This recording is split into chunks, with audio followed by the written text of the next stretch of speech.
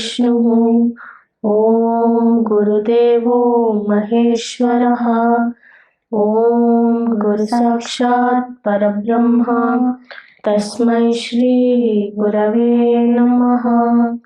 ಶ್ರೀ ಸತ್ಪಾಸಿಯೇ ನಮಃ. ಎಲ್ಲರಿಗೂ ಶರಣು ಶರಣು. ಇವತ್ತಿನ ಸದ್ಭಕ್ತರ ಸ್ವಾನುಭವಾಮೃತ ಸಾರ ಸಂಚಿಕೆಯಲ್ಲಿ ನಮ್ಮೊಂದಿಗೆ ಇದ್ದಾರೆ ಕುಮಾರಿ ಸುಕನ್ಯರವರು. ಅಕ್ಕ ಶರಣು ಶರಣು. ಶರಣು ಶರಣು. ಅಕ್ಕ, ನಿಮಗೆ ಅಪ್ಪಾಜಿಯವರ ಪರಿಚಯ ಹೇಗಾಯಿತು ಅಂತ ತಿಳಿಸ್ಕೊಡ್ತೀರಾ? ನಾನು 19 ವರ್ಷದಿಂದನೂ ಆಶ್ರಮಕ್ಕೆ ಬರ್ತಾ ಇದ್ದೀನಿ. ಅಂದರೆ ನಾನು 3 ತಿಂಗಳು ಮಗು ಇದ್ದಾಗ ಅಪ್ಪನವನ್ನ ಮೊದಲನೇ ಸಾರಿ ನೋಡಿದ್ದು. ಆವಾಗ ನಮ್ಮ ಶಿವಮೊಗ್ಗ ಆಶ್ರಮದ ಇನ್ನು ಕಟ್ತಾ ಇದ್ರು. ಫೌಂಡೇಶನ್ ಹಾಕೋ ಹೊತ್ತಲ್ಲಿ ಅಪ್ಪನವರು ದೊಡ್ಡೇರಿಯಿಂದ ಶಿವಮೊಗ್ಗಕ್ಕೆ ಬಂದಿದ್ರು. ಆ ಹೊತ್ತಲ್ಲೇ ನಮ್ಮ ಅತ್ತೆ ಮತ್ತು ಅಮ್ಮ ನನಗೆ ಅಪ್ಪನ ಹತ್ರನೇ ಹೆಸರಿಡಿಸ್ಬೇಕು ಅಂತ ಹೇಳಿ ಶಿವಮೊಗ್ಗ ಆಶ್ರಮಕ್ಕೆ ಕರ್ಕೊಬಂದಿದ್ರು. ಆಗ ಮೊದಲು ಅಪ್ಪ ನನ್ನನ್ನು ನೋಡಿ ಅಪ್ಪ ನಮ್ಮ ಅತ್ತೆಗೆ ಒಂದು ಮಾತು ಕೇಳಿದ್ರು. ನಾನು ಇವಳಿಗೆ ಹೆಸರಿಡ್ತೀನಿ, ಆದರೆ ನಾನು ಇಟ್ಟಿದ್ದ ಹೆಸರನ್ನ ಇವರಮ್ಮ ಕರೀತಾರ ಕೇಳಿ ಮೊದಲು, ಅವ್ರು ಕರೆಯೋದಾದರೆ ಮಾತ್ರ ನಾನು ಹೆಸರಿಡ್ತೀನಿ ಅಂತ ಹೇಳಿದ್ರು ಅಪ್ಪ. ನಮ್ಮಮ್ಮ ಆಯ್ತಪ್ಪ, ನೀವು ಇಡೋ ಹೆಸರನ್ನೇ ನಾನು ಕರಿತೀನಿ ಅಂತ ಹೇಳಾದ್ಮೇಲೆ ಸುಕನ್ಯಾ ಅಂತ ಹೆಸರಿಟ್ಟಿದ್ರು. ಅಕ್ಕ, ನೀವು ಅಷ್ಟು ಸಣ್ಣ ವಯಸ್ಸಿಂದ ಬರ್ತಿದ್ರಲ್ಲ, ಆವಾಗ ಆಗಿದ್ದ ಅನುಭವ ಹೇಳ್ತೀರಾ? ನನಗೆ ಇದು ಗೊತ್ತಿಲ್ಲ, ಅಂದರೆ ನಮ್ಮಮ್ಮ ಹೇಳಿದ ಅನುಭವ ಇದು. ಅಂದರೆ ನಾನೊಂದು 3 ವರ್ಷ ಪಾಪು ಇದ್ದೆ ಆಗ.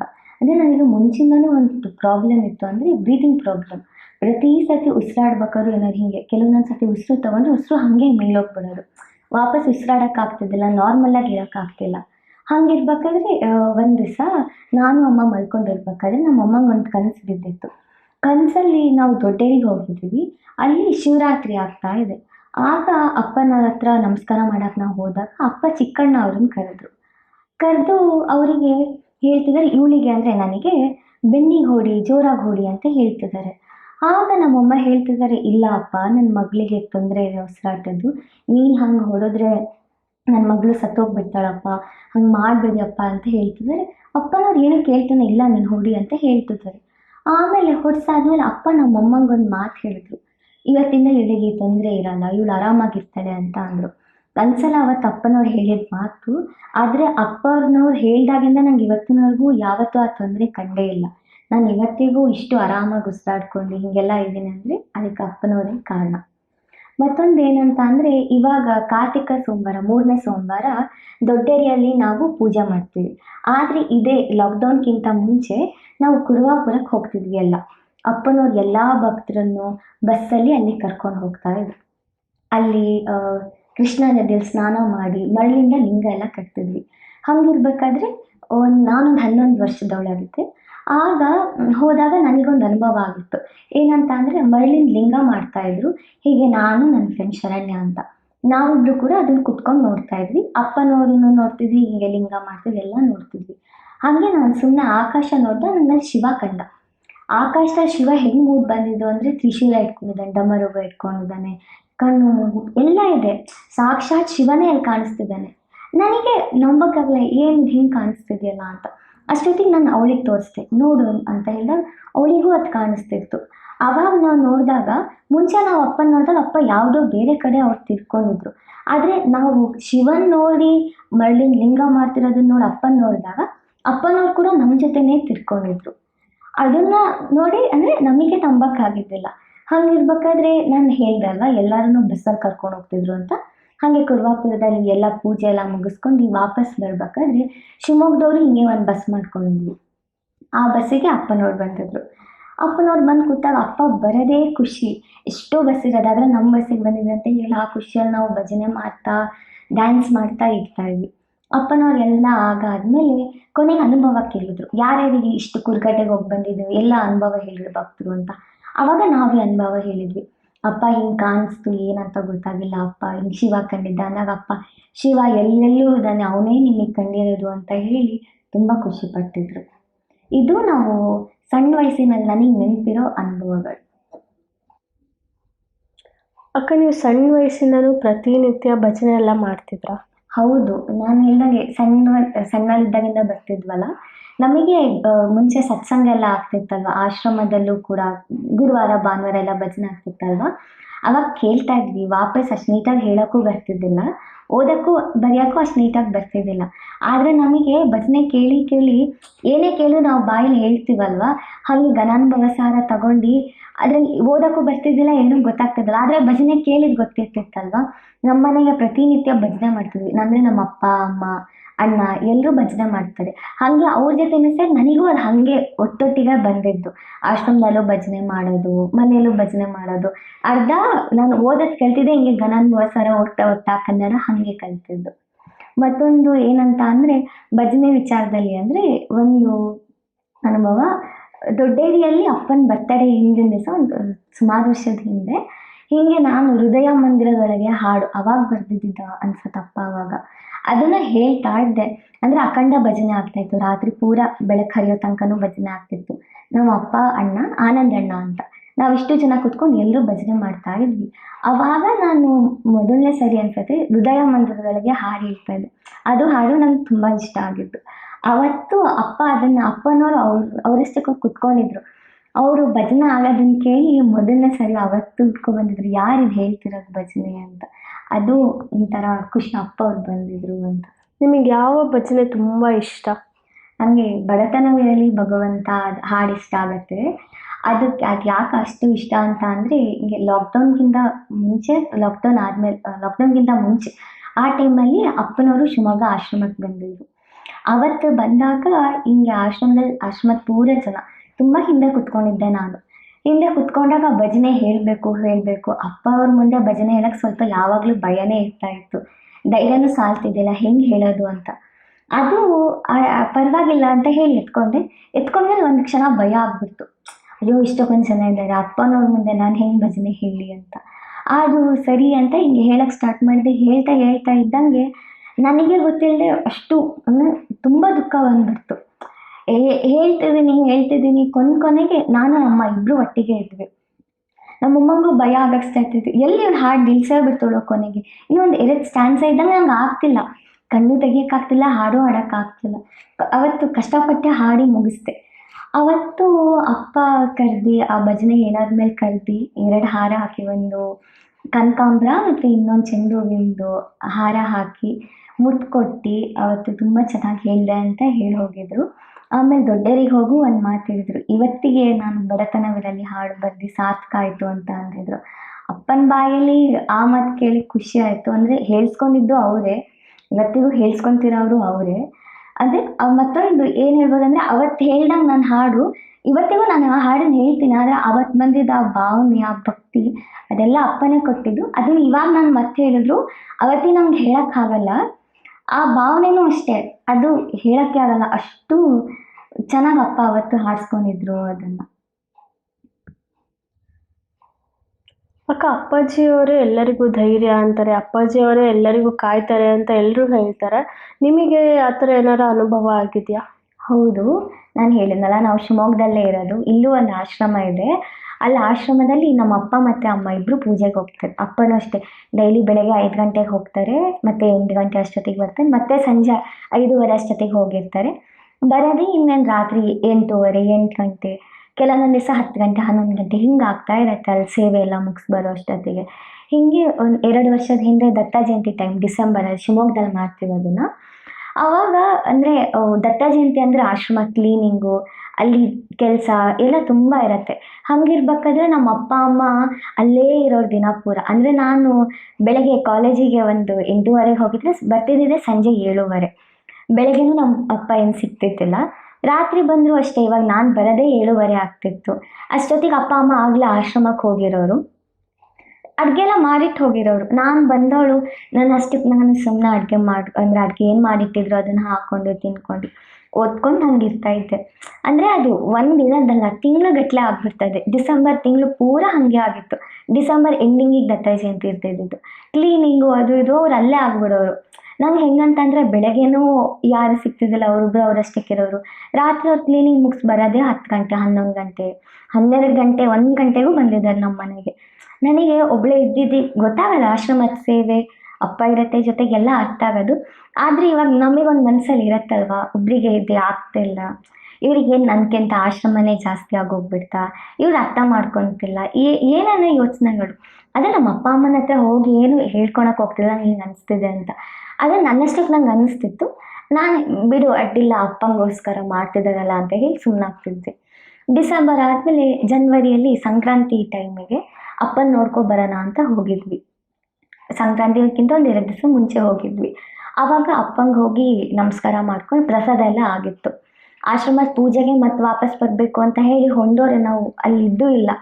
ಹಂಗೆ ಅಪ್ಪಂಗೆ ನಮಸ್ಕಾರ ಮಾಡಿದ್ವಿ, ಹೊಂಟಿದ್ವಿ ಅಪ್ಪ ಅಂತ ಅಪ್ಪಂಗೆ ಹೇಳ್ಬೇಕಾದ್ರೆ ತೇರು ಮನೆಗೆ ಕಟ್ಸ್ತಾ ಇದ್ರು. ಅಪ್ಪ ಅಲ್ಲೇ ಕೂತಿದ್ರು. ಅಪ್ಪನವರು ನಾವು ನಮಸ್ಕಾರ ಮಾಡ್ಕೊಂಡು ಹೋಗ್ಬೇಕಾದ್ರೆ ಕರೆದ್ರು, ನನ್ನ ಬಾಯಿಲಿ ಅಂತ ಕರೆದ್ರು.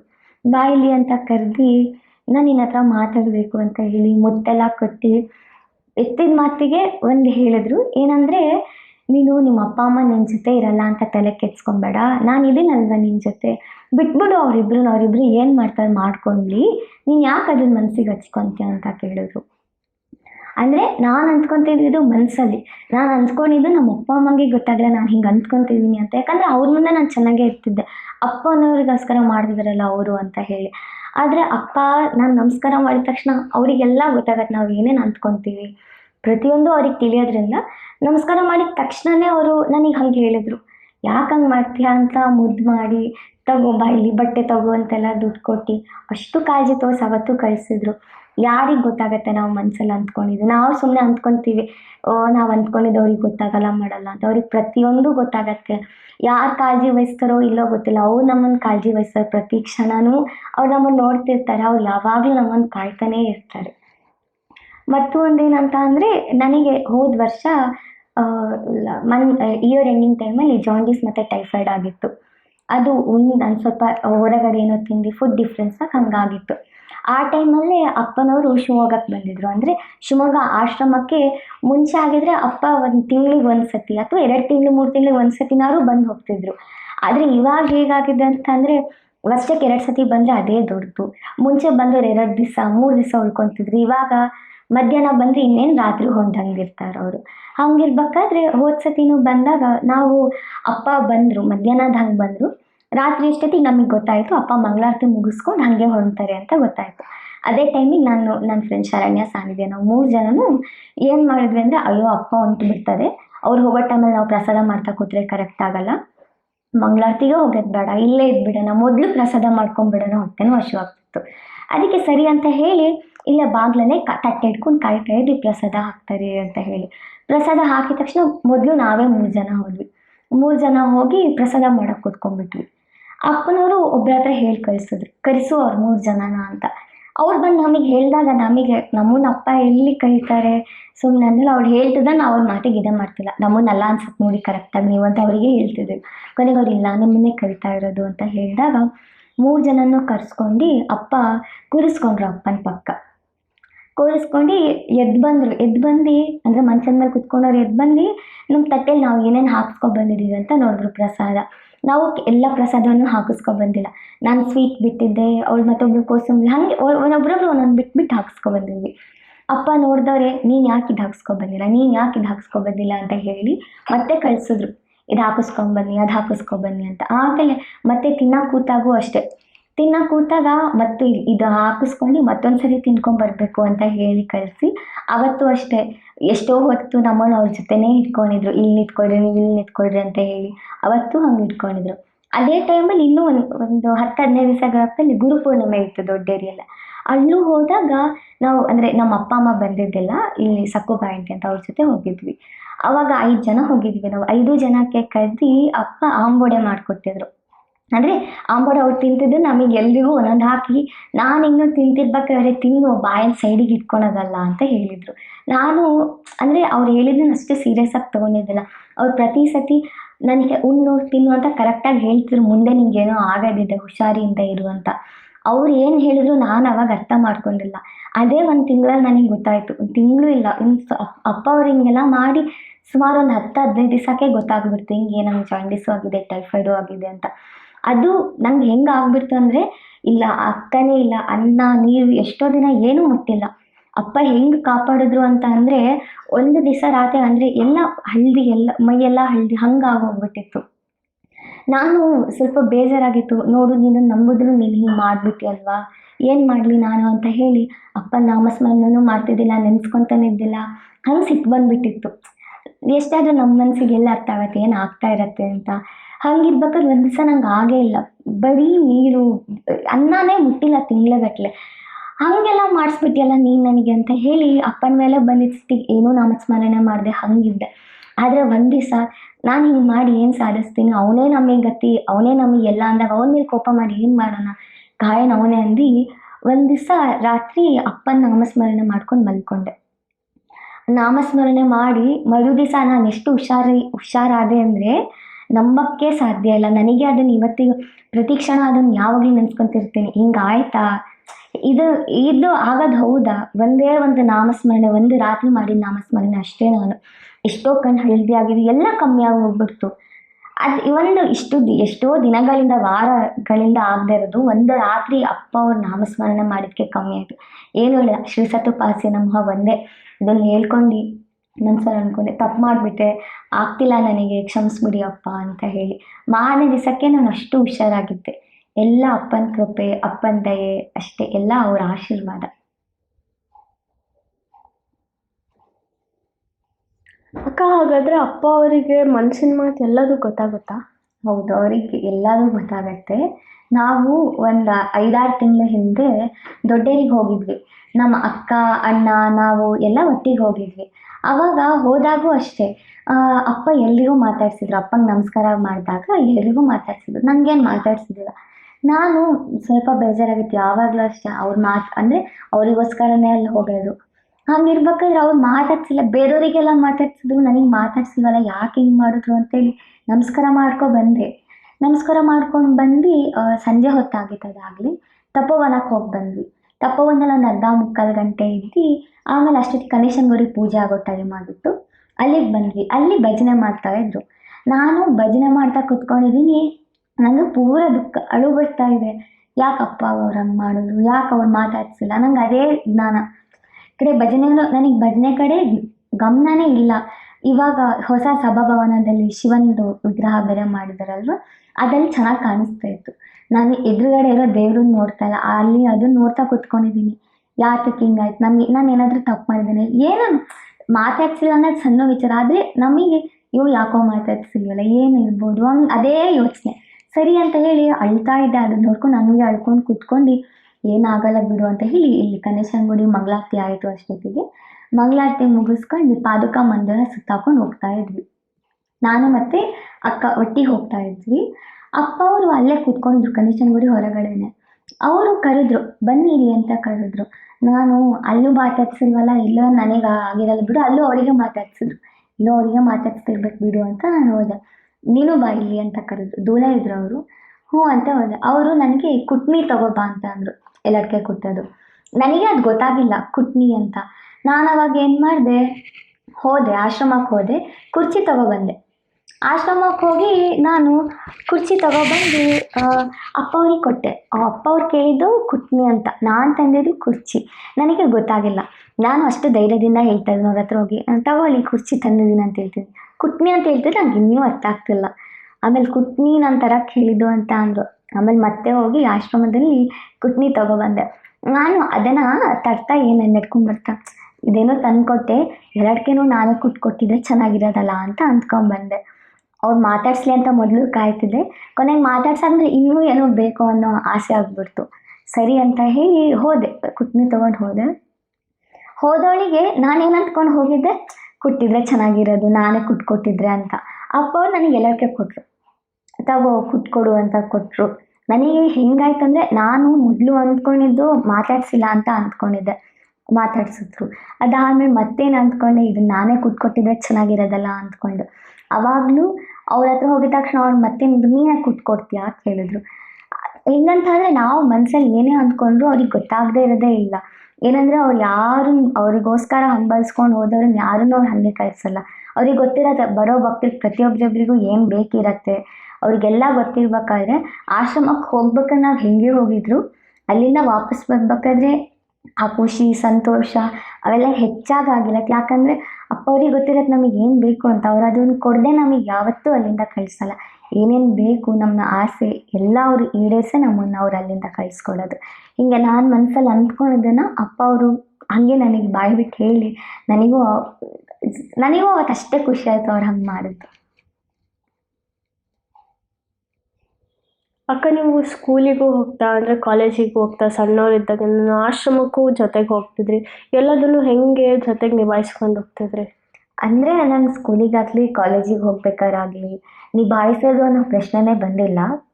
ಯಾಕಂತ ಅಂದರೆ ಎಲ್ಲದನ್ನೂ ಅಪ್ಪನೇ ನೋಡ್ಕೊತಾ ಇತ್ತು. ಇವಾಗ ನಾವು ಮುಂಚೆ ಇವಾಗ ತುಂಬ ಸಣ್ಣವ್ರು ಇರ್ಬೇಕಾದ್ರೆ ಶಿವಮೊಗ್ಗದಲ್ಲಿ ದತ್ತ ಜಯಂತಿ ಆಗ್ತೈತಲ್ವ, ಆವಾಗ ಅಮ್ಮನವರು ಇಲ್ಲಿ ಬಂದು ಸುಮಾರು ವಾರಗಟ್ಟಲೆ ಇಲ್ಲೇ ಇರೋರು. ಅವಾಗ ಹೆಂಗಂದ್ರೆ ಅಮ್ಮನವ್ರಿಗೆ ಬಂದು ಇಲ್ಲಿದ್ದಾಗ ನಾನು ನಮ್ಮಮ್ಮ ನಮ್ಮಣ್ಣ 3 ಜನನೂ ಇಲ್ಲೇ ಇರ್ತಾ ಇದ್ವಿ. ದಿನ ಪೂರ ಅಲ್ಲೇ. ಇವಾಗ ಬೆಳಗ್ಗೆ ಸ್ಕೂಲಿಗೆ ಹೊಂದ್ರೆ ಯೂನಿಫಾರ್ಮ್ ಎಲ್ಲ ಆಶ್ರಮದಲ್ಲೇ ತಂದಿಟ್ಕೊತಿದ್ವಿ. ಬೆಳಗಿನ ಜಾವ ಅಲ್ಲೇ ತಿಂಡಿ ಮಾಡೋರು. ನಮ್ಮಮ್ಮ ಬಾಕ್ಸ್ ಎಲ್ಲ ಅಲ್ಲೇ ಪ್ಯಾಕ್ ಮಾಡಿಕೊಡೋರು. ನಾವು ಅಲ್ಲಿಂದನೇ ಅದನ್ನೇ ತಗೊಂಡು ಹಾಗೆ ಸ್ಕೂಲಿಗೆ ಹೋಗ್ತಿದ್ವಿ. ಸ್ಕೂಲಿಂದ ಬಂದು ವಾಪಸ್ ಆಶ್ರಮದಲ್ಲೇ ಮತ್ತೆ ಅಲ್ಲೇ ಮತ್ತೆ ಓದು ಬರೀ ಎಲ್ಲ ಹಾಗೆ ಏನೂ ಗೊತ್ತೇ ಆಗ್ತಾ ಇದ್ದಿಲ್ಲ. ಮತ್ತೊಂದು ನಮ್ಮಮ್ಮ ಅವರು ಹಿಂಗೆ ಅಪ್ಪ ಅನ್ನೋದು ಕ್ಯಾಸೆಟ್ ರೆಕಾರ್ಡಿಂಗ್ ಇರತ್ತೆ ಅಪ್ಪನ ಹಾಡು. ಹಾಗಿರ್ಬೇಕಾದ್ರೆ ಒಂದ್ಸತಿ ಬೆಂಗಳೂರಿಗೆ ಹೋಗಿದ್ರು. ನಮ್ಮಮ್ಮಂಗೆ ತುಂಬ ತಲೆ ಬಿಸಿ ಆಗ್ತಿತ್ತು. ಇವಾಗ ಇಬ್ಬರು ಮಕ್ಕಳು ಇರೋದಲ್ವ, ಅದು ದತ್ತ ಜಯಂತಿ ಟೈಮಲ್ಲಿ ಯಾರು ನೋಡ್ಕೊತಾರೆ ನಮ್ಮ ಮಕ್ಕಳನ್ನ ಅಂದಾಗ ಗುರುಮಾತೆ ಅಮ್ಮನವ್ರು ಅವ್ರೇನು ಹೇಳಿದ್ರು, ಏನಾಗಲ್ಲ ನಿನ್ನ ಮಕ್ಕಳನ್ನ ನಾನು ನೋಡ್ಕೊತೀನಿ ಅಂತ ಹೇಳಿ ನಮ್ಮಮ್ಮನ ಕಳಿಸಿ ಅಮ್ಮನವರೇ ನಮಗೆ ದಿನ ಎಲ್ಲ ಮಾಡಿ ಕಳಿಸ್ತಿದ್ರು. ಇಲ್ಲಿ ಇರ್ಬೇಕಾದ್ರೆ ಅವರೇ ನಮ್ಮಮ್ಮ ಅಲ್ಲಿ ಹೋಗಿ ರೆಕಾರ್ಡಿಂಗ್ ಮುಗಿಸ್ಕೊಂಡು ಬರೋ ತನಕನೂ ಅವರೇ ನೋಡ್ಕೊಂಡಿದ್ರು. ಓದೋದು ಇದು ಯಾವತ್ತೂ ನನಗೆ ಕ್ಲಮ್ಸಿ ಆಗೇ ಇಲ್ಲ. ಎಷ್ಟಕ್ಕೊಂದು ಸರಿ ದೊಡ್ಡೇರಿಯಲ್ಲಿ ಒಂದು ಹೋಮ ಆಗ್ತೈತೆ, ಸುಮಾರು ಅದು 4-5 ದಿವಸದ ಹೋಮ ಅಂತ ಅನಿಸುತ್ತೆ, ಅಷ್ಟು ನೀಟಾಗಿ ನೆನಪಿಲ್ಲ. ಅಲ್ಲಿಗೆ ಹೋದಾಗ ದಿನ ಬೆಳಗ್ಗೆ ಅಂದರೆ ಶಿವಮೊಗ್ಗಕ್ಕೆ ಬರೋದು, ಸ್ಕೂಲಿಗೆ ಹೋಗೋದು, ಸಂಜೆ ಇಲ್ಲಿಂದ ನಮಗೆ ಸ್ಕೂಲ್ ಮುಗಿಸ್ಕೊಂಡು ಶಿವಮೊಗ್ಗದಿಂದ ಮತ್ತೆ ಸಂಜೆ ದೊಡ್ಡೇರಿಗೆ ಹೋಗೋದು, ರಾತ್ರಿ ಪೂರ ಅಲ್ಲಿರೋದು, ಮತ್ತು ಬೆಳಗಿನ ಜಾವ ಬರೋದು. ಹೀಗೆ ಸುಮಾರು 1 ವಾರ ಓಡಾಡಿದ್ದೀವಿ. ಏನೂ ಅನಿಸ್ತಾನೆ ಇದ್ದಿಲ್ಲ. ಎಷ್ಟಕ್ಕೊಂದು ಸರಿ ಇಲ್ಲಿ ಶಿವಮೊಗ್ಗದಲ್ಲಿ ಅಪ್ಪನವ್ರು ಬಂದಿರ್ತಾರೆ, ನಂಗೆ ಆ್ಯನ್ಯುವಲ್ ಎಕ್ಸಾಮ್ ಇರುತ್ತೆ, ಹಂಗೆ ಇರ್ಬೇಕಾದ್ರೆ ಏನೂ ಓದ್ತಿದ್ದಿಲ್ಲ, ಏನೂ ಮಾಡ್ತಿದ್ದಿಲ್ಲ. ಅಪ್ಪನವ್ರು ಬಂದಿದ್ದೇ ಖುಷಿ. ಆಶ್ರಮದಲ್ಲೇ ರಾತ್ರಿ ಪೂರ ಇದ್ದು ಸುಮ್ಮನೆ ಹೋಗಿ ನಾನು ಎಕ್ಸಾಮ್ ಬರ್ದಿದ್ದೀನಿ. ನನಗೆ ಏನು ಬರ್ದಿದ್ದೀನಿ ಎಕ್ಸಾಮಲ್ಲಿ ಅಂತಲೂ ಗೊತ್ತಿಲ್ಲ. ನೋಡಿದ್ರೆ ರಿಸಲ್ಟ್ ಬಂದಾಗ ಎಲ್ಲ ಔಟ್ ಆಫ್ ಔಟು, ಟಾಪರ್ ಆಗಿ ಹಂಗೆ ಬಂದಿದ್ದೆ. ಎಲ್ಲ ಅವರೇ ನಿಭಾಯಿಸಿರೋದು, ಎಲ್ಲ ಅವರೇ ನೋಡ್ಕೊಂಡಿರೋದು. ಅಂದರೆ ನಾವು ಯಾವತ್ತೂ ಏನೂ ಗೊತ್ತೇ ಆಗ್ತಿದ್ದಿಲ್ಲ. ಆಶ್ರಮಕ್ಕೆ ಬರ್ತಿದ್ವಿ, ಆಶ್ರಮಕ್ಕೆ ಬಂದಿದ್ರೆ ಓದೋದು ತಲೆ ಬೀಸಿರ್ತಿದ್ರು, ಓದೋದೆಲ್ಲ ಅವರೇ ನೋಡ್ಕೊಳೋರು. ಎಷ್ಟಕ್ಕೊಂದು ಸತಿ ನಾವು ತಿಂಗಳಾನ್ಗಟ್ಲೆ ಆಶ್ರಮದಲ್ಲೇ ಇದ್ದೀವಿ, ಆಶ್ರಮದಿಂದನೇ ಮನೆಗೆ, ಮನೆಯಿಂದನೇ ಆಶ್ರಮಕ್ಕೆ ಹಾಗೆ ಓಡಾಡ್ಕೊಂಡು ಹಾಗೆ ತಿಂಗ್ಳುಗಟ್ಲೆನೂ ಹಾಗೆ ಆಗೋಗಿದೆ. ಇವಾಗಲೂ ಅಷ್ಟೇ, ನಂದು ಕಾಲೇಜಿಗೆ ಇವಾಗ ನಾನು ಇಂಜಿನಿಯರಿಂಗ್ ಫಸ್ಟ್ ಇಯರು. ಇವಾಗಲೂ ನನಗೆ ಕಾಲೇಜ್ ಸೀಟ್ ಸಿಕ್ಕಿರೋದೇ ಅಪ್ಪನ ದಯೆಯಿಂದ. ಅದು ಏನಾಗಿತ್ತಂದರೆ, ಒಂದು ನನಗೆ ಶಿವಮೊಗ್ಗದಲ್ಲಿ ಓದೋಕ್ಕೆ ಇಷ್ಟ ಇದ್ದಿಲ್ಲ, ನಮ್ಮ ಅಪ್ಪ ಅಮ್ಮಂಗೆ ಹೊರಗಡೆ ಕಳ್ಸೋಕ್ಕೆ ಇಷ್ಟ ಇಲ್ಲ. ಇಷ್ಟು ದಿನವೂ ನಾನೆಲ್ಲೂ ಹೊರಗೆ ಓದಾಡಲ್ಲ, ಹೆಂಗಿರ್ತಾಳೆ ನನ್ನ ಮಗಳು ಒಬ್ಬಳೇ ಆಚೆ ಹೋಗಿ, ಅವರಿಗೆ ಅದೊಂಥರ ಟೆನ್ಷನ್ನು. ನನಗೆ ಇಲ್ಲಿ ಓದೋಕ್ಕೆ ಇಷ್ಟ ಇಲ್ಲ. ಹಾಗಿರ್ಬೇಕಾದ್ರೆ ಅವರು ಏನು ಎತ್ತ ಅದೇ ಟೆನ್ಷನಲ್ಲಿ ಇರ್ತಾಯಿದ್ರು. ಫಸ್ಟ್ ರೌಂಡ್ ಕೌನ್ಸಿಲಿಂಗಿಗೆಲ್ಲ ಕಾಲೇಜಸ್ ಹಾಕಿದ್ವಿ, ಸೆಕೆಂಡ್ ರೌಂಡ್ ಆಯಿತು, ಇವಾಗ ಇನ್ನೇನು ಲಾಸ್ಟ್ ರೌಂಡ್ ರಿಸಲ್ಟಿಗೆ ವೇಟ್ ಮಾಡ್ತಾಯಿದ್ವಿ. ನಾವು ದೊಡ್ಡೇರಿಗೆ ಹೋಗಿದ್ವಿ. ಅಂದರೆ ಅಪ್ಪಂಗೆ ಹೇಳಬೇಕು ನಮಗೇನು ಸೀಟ್ ಆಗುತ್ತೆ, ಕೇಳಬೇಕು ಅವ್ರನ್ನ ಅಂತ. ಹೀಗೆ ನಾನು ಅಪ್ಪನವ್ರ ಹತ್ರ ಹೋಗಿ ಕೇಳಿದೆ. ನನಗೆ ಕೊನೆಯದಾಗಿ 3 ಕಾಲೇಜ್ ಉಳ್ಕೊಂಡಿತ್ತು, ಎಲ್ಲ ಬೆಂಗಳೂರಲ್ಲೇ ಇರ್ತಿದ್ದು. 3 ಕಾಲೇಜಲ್ಲಿ ನಾನು ಅಂದ್ಕೊಂಡಿದ್ದು ನನ್ನ ರ್ಯಾಂಕಿಂಗಿಗೆ ಆ 3 ಕಾಲೇಜಲ್ಲೇ ನನಗೆ ಸೀಟ್ ಆಗೋದಿದೆ, ಲಾಸ್ಟ್ ಇಯರ್ ಕಟ್ ಆಫ್ ಎಲ್ಲ ನೋಡ್ಕೊಂಡು.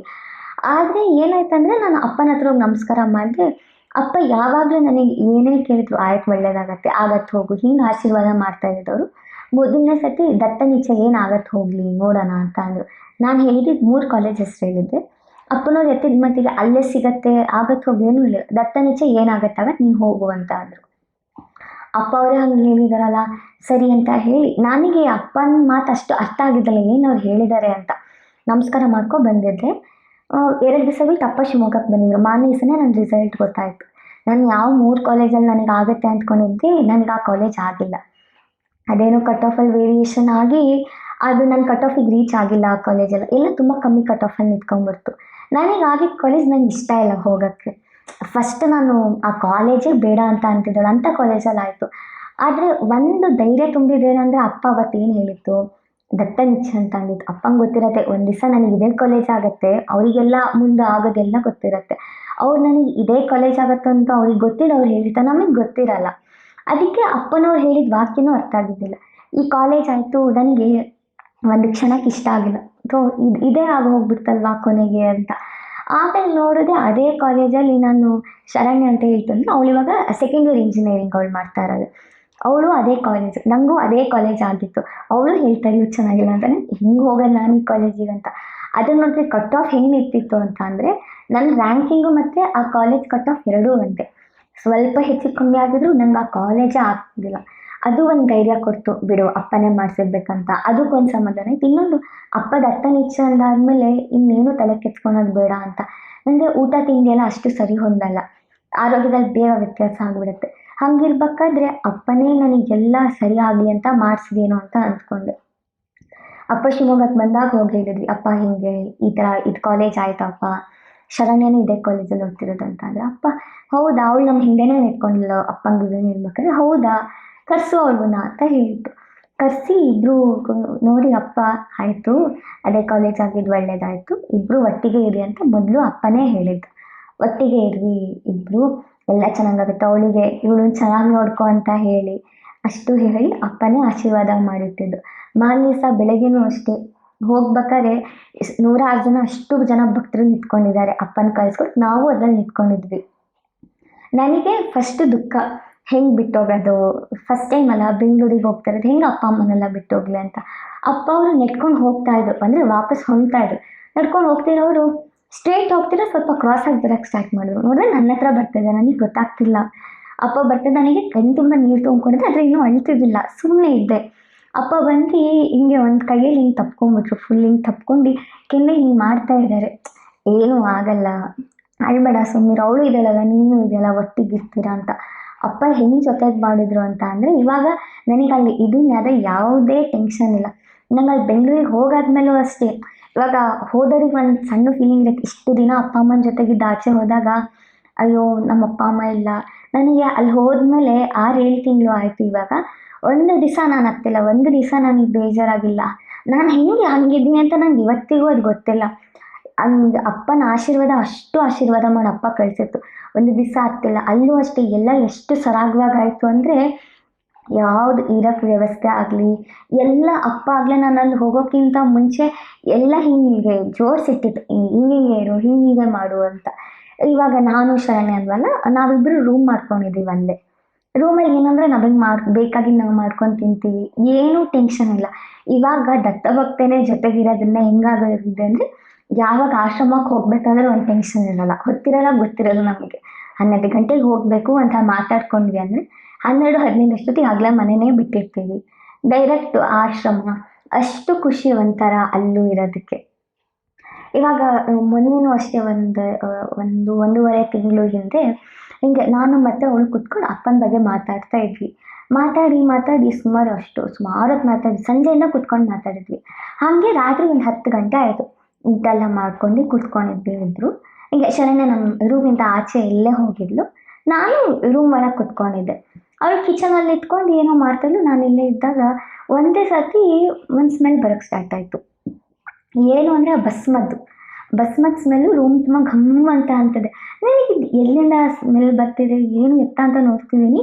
ಆ ಸ್ಮೆಲ್ ಬರ್ತಾ ಒಂಥರ ಅಷ್ಟು ಸ್ಟ್ರಾಂಗ್ ಆಗ್ತಿದೆ. ಅಂದರೆ ಇವಾಗ ಒಬ್ಬರು ಪರ್ಫ್ಯೂಮ್ ಹಾಕೊಂಡು ಸುತ್ತ ಓಡಾಡಿದಾಗ ನಮಗೆ ಡಿಫ್ರೆನ್ಸ್ ಗೊತ್ತಾಗತ್ತೆ, ಅವ್ರು ಹತ್ತಿರ ಬಂದಾಗ ದೂರ ಬಂದಾಗ ಸೇಮ್ ಡಿಫ್ರೆನ್ಸು. ಹತ್ತಿರ ಬರ್ತಾ ಇದೆ ಆ ಭಸ್ಮದ ಸ್ಮೆಲ್ಲು, ಮತ್ತೆ ದೂರ ಹೋದಂಗೆ ಆಗ್ತಿದೆ, ರೂಮ್ ತುಂಬ ಓಡಾಡ್ದಂಗೆ ಆಗ್ತಿದೆ. ಒಂದು 2-3 ನಿಮಿಷ ಹಾಗೆ ಇದೆ, ನಾನು ಎಲ್ಲೂ ಓಡಾಡಿಲ್ಲ. ಆ ಸ್ಮೆಲ್ ಬರ್ತಿದೆ ಅಂತ ಅಷ್ಟೊತ್ತಿಗೆ ಶರಣ್ಯ ಬಂದಳು. ಅವಳಿಗೂ ಸೇಮ್ ಸ್ಮೆಲ್ ಬಂದಿದೆ. ಅವಳು ಒಳಗೆ ಬಂದು ನಂಗೆ ಭಸ್ಮದ ಸ್ಮೆಲ್ ಬಂತ ಕೇಳಿದ್ಲು. ನಂಗೆ ಹೌದು ನನಗೂ ಬಂತು ಅಂತ ಅಂದೆ. ಸರಿ ಅಂತ ಇಬ್ಬರು ಕೂತ್ಕೊಂಡು ಅದ್ರ ಬಗ್ಗೆ ನಾನು ಮಾತಾಡ್ತಿದ್ದೆ. ಮತ್ತೆ ಹಿಂಗೆ ಆ ಸ್ಮೆಲ್ ಹಿಂಗೆ ಬಂದು ಹಿಂಗೆ ಹೋದಂಗೆ ಆಯ್ತು ಅಷ್ಟೆ.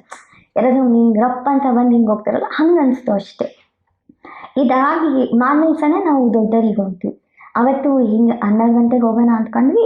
15 ನಿಮಿಷದಲ್ಲಿ ಮನೆ ಬಿಟ್ಟಿದ್ವಿ. ಸರಿ ಅಂತ ಹೋಗಿ ಅಪ್ಪಂಗೆ ನಮಸ್ಕಾರ ಮಾಡಿದ್ವಿ.